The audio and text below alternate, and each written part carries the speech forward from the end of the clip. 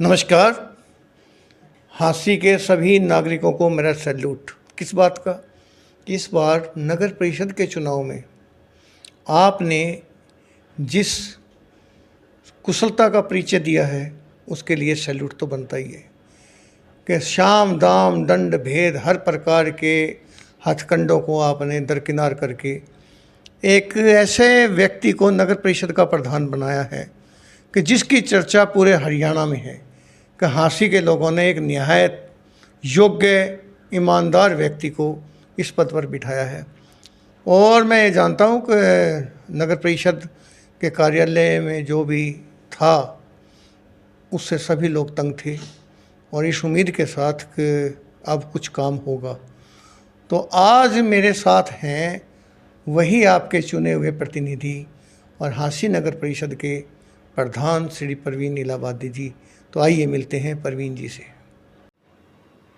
तो आइए मिलते हैं हमारे हांसी नगर परिषद के प्रधान श्री परवीन इलाहाबादी जी से। परवीन जी, हमारे समाचार चैनल जनपद हरियाणा जनपद में आपका स्वागत है। और प्रधान बनने के बाद पहली बार हम आपसे बातचीत करें। आपका बहुत बहुत धन्यवाद कि आप हमारे इस कार्यक्रम में आए हैं। तो आपका स्वागत है। सबसे पहले सैनी साहब, आपके चैनल जनपद के जो व्यूअर्स हैं, जो फॉलोअर्स हैं, मैं उन सबको जो है मेरी तरफ से राम राम कहता हूँ। तो प्रधान जी, आपने जो ये पद संभाला है, नंबर एक तो मैं आपको ये बता दूं कि 2-3 रिकॉर्ड आपने बनाए हैं और शहर के लोगों ने बनाए हैं। नंबर एक, चुनाव प्रक्रिया से हांसी नगर परिषद में चुने जाने वाले पहले प्रधान आप हुए। तीसरी बार आप खुद बैठे हैं, एक बार मैडम बैठी हैं इस पद पर, और पार्षद आप रहे हैं। और अब आती है जो अगली बात है काम की, क्योंकि आपके ऊपर बहुत बड़ी जिम्मेदारी का आया है। दूसरा, शहर के लोगों की बड़ी आपसे अपेक्षाएं हैं, उम्मीदें हैं कि आप क्या क्या करोगे। तो प्राथमिकताएं आपकी क्या रहेंगी, क्या सोच रहे हैं आप? देखिए, जो जनता ने मुझे प्यार दिया, स्नेह दिया वोटों के रूप में, तो जो भी कार्य होंगे समाज के, जनता का सहयोग लेकर, सरकार को भी साथ जोड़कर मैंने वो कार्य जो है पूरे करने हैं। ये मैंने एक संकल्प लिया हुआ है और उसके लिए जो है मैं प्रयासरत हूँ। जिस दिन से मैंने शपथ ली है 11 तारीख से, तब से ही मैं जो है अपनी ईमानदारी से और उस परमात्मा को साक्षी मानकर अपने कार्य को जो है सही जो रूप होता है वो दे रहा हूँ। आपको लोगों ने इसलिए चुना है, शाम दाम दंड भेद की सारी नीतियों को एक साइड में रख करके, जाति प्रथा, जाति के बाद जो हमारे यहाँ लगभग रहता है, हर चीज़ को दरकिनार कर दिया। और सिर्फ आपके ऊपर ना, मैं ख्याल रहे लोगों में ये भी चर्चा, आपका कोई खर्चा भी ज़्यादा नहीं होने दिया लोगों ने, और वोटों से आपकी झोली भर दी। तो ये क्या सोचते हैं कि जिम्मेदारी को आप निभा पाएंगे? जब जनता ने मुझ पर विश्वास जताया है, जनता ने अपना चुनाव समझकर इस चुनाव को जो है मेरी पालने में डाला है, तो मैं नेचुरली बात है कि विश्वास पर खरा उतरूँगा। जब उनको विश्वास हुआ है तो मैं किसी प्रकार का किंतु परंतु वाला काम नहीं है। मेरी मेहनत, मेरी लगन जो है इस कार्य को संपन्न करेगी।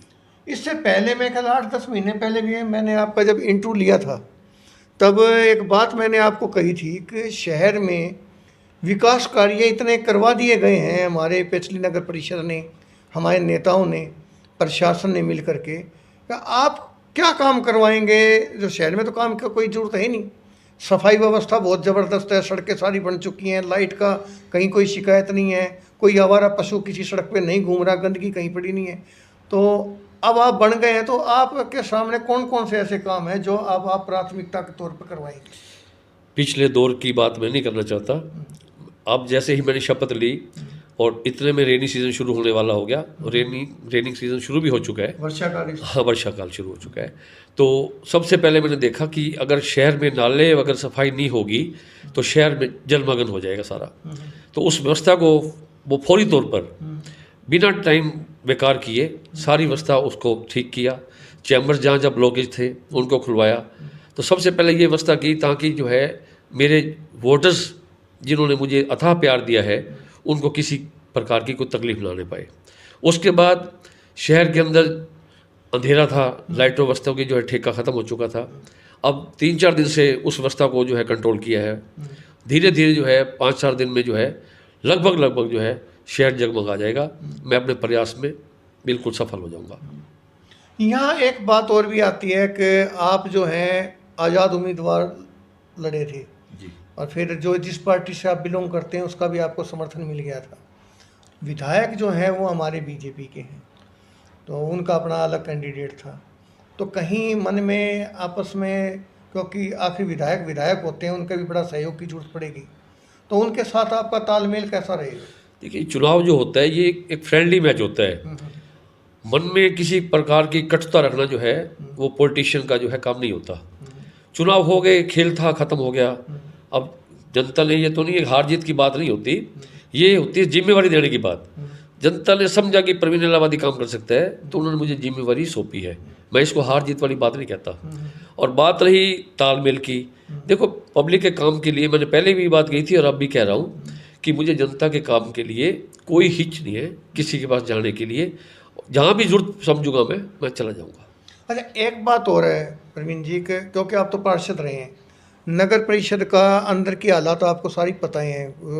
टाइम टू टाइम अखबारों में या कुछ अधिकारी अंदर भी चले गए हैं, तो जो अंदर के हालात थे उनको दुरुस्त करने में कितना समय आपको लगेगा अभी इसको ठीक करने में? नहीं, ज़्यादा समय नहीं लगेगा, क्योंकि मेरी छठी पारी है चुनाव लड़ने की। लगातार 6 बार मैं लगातार 6 योजना से बन रहा हूँ, तो मुझे सारा जानकारी है कहाँ पे क्या दिक्कतें आ सकती हैं, किन दिक्कतों को कैसे क्लियर करना है। इसके लिए मुझे कोई दिक्कत नहीं आएगी। बहुत टाइमली जो है इसको सिस्टम को मैं कंट्रोल कर लूँगा और जनता के लिए जो सुविधाएं मुहैया करानी है, जनता को तकलीफ ना हो, वो जल्दी ही उन लोगों को सुविधाएं मिल जाएगी।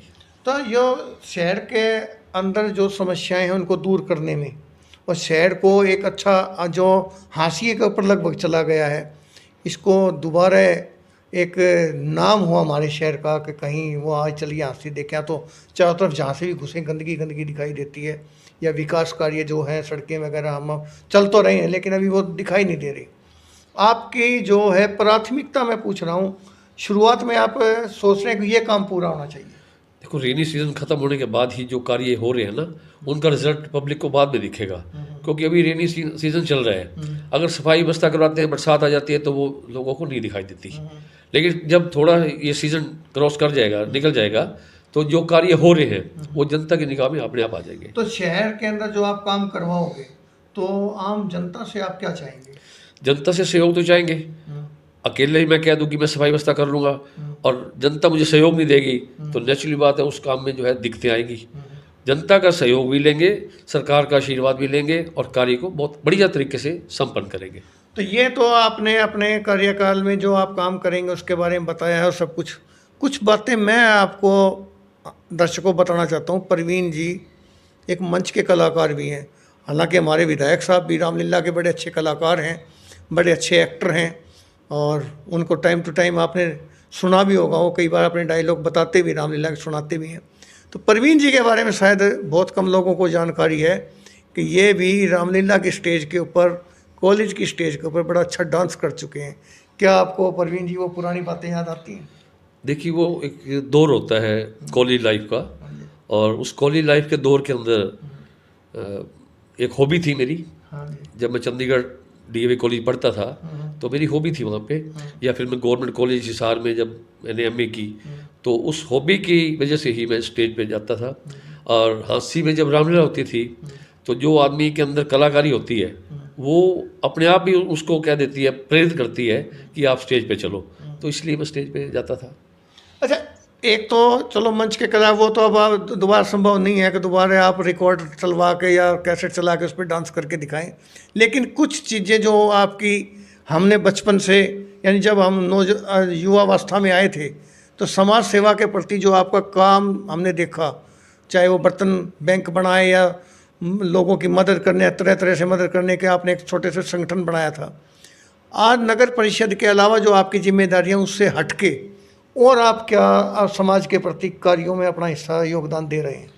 नहीं, कई संस्थाएं से जो है मैं जुड़ा हुआ हूँ। कुछ मंदिर हैं, जैसे कुछ आश्रम हैं, तो उन लोगों वहाँ भी जो है जितना मुझे टाइम मिल पाता है मैं वहाँ भी अपनी सेवाएं देता हूँ।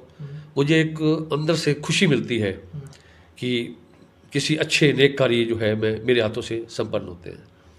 मैं यहाँ एक और बात आपसे पूछना चाहूँगा कि नेताओं के बारे में एक ये होता है कि देखो थोड़ा बहुत तो कमीशन आटे में नमक चलता है जी, तो कहीं आपका मन नहीं करता थोड़ा बहुत कि भाई थोड़ा बहुत तो आपको भी मिलना चाहिए हिस्सेदारी? नहीं, ऐसा है कि माँ बाप के दिए हुए संस्कार हैं, अपनी मेहनत से खाएंगे, कम खा लेंगे लेकिन बड़ी मेहनत से खाएंगे।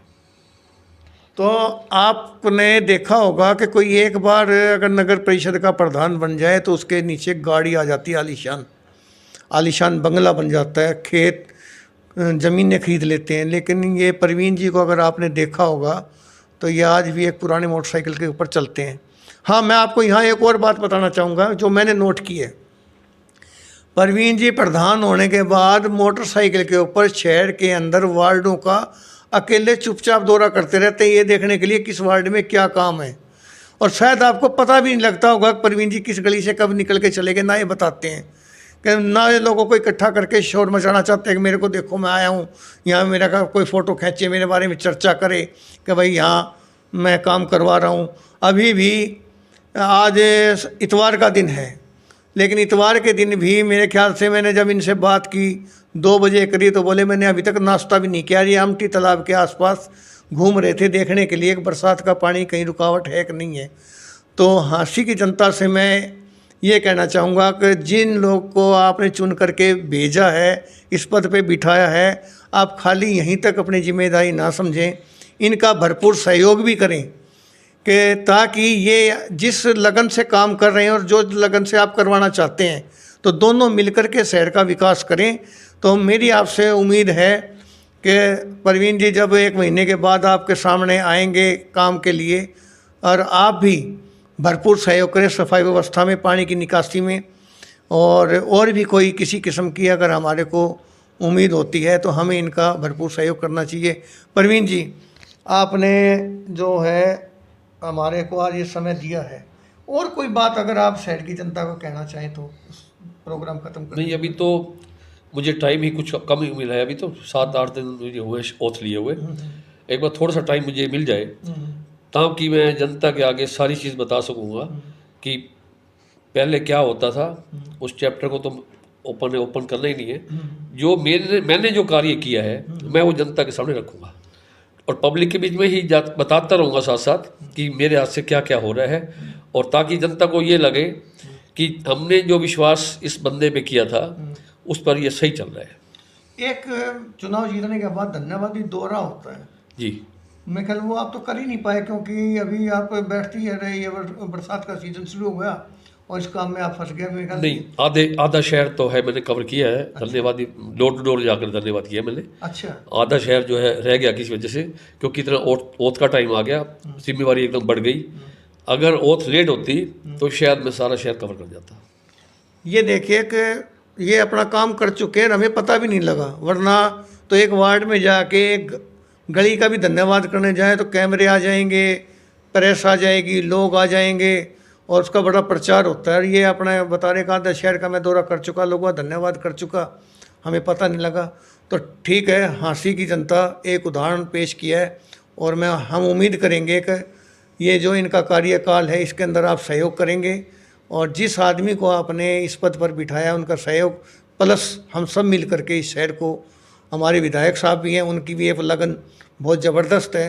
ये ठीक है कि बीच में ऐसे लोगों को जब सामने आ जाते हैं तो वो भी कुछ नहीं कर पाते। आज उनको भी एक ऐसा साथी मिला है जो ईमानदारी से काम करना चाहेगा। इधर विधायक जी और हमारे नगर परिषद के प्रधान जी, तीसरे नंबर पे हम शहर की जनता मिल करके आइए इस शहर को बहुत सुंदर और एक उदाहरण पेश करें हरियाणा के अंदर का हांसी शहर। चलिए देख करके आते हैं। तो प्रधान जी, आपने समय दिया इसके लिए आपका बहुत मैं धन्यवाद। आपका शुक्रगुजार हूँ कि मुझे चेयरमैन बनने के बाद आपने मुझे इंटरव्यू के लिए बुलाया और जनता से मुझे रूबरू कराया। मैं आपका तहे दिल से जो है धन्यवाद करता हूँ। धन्यवाद।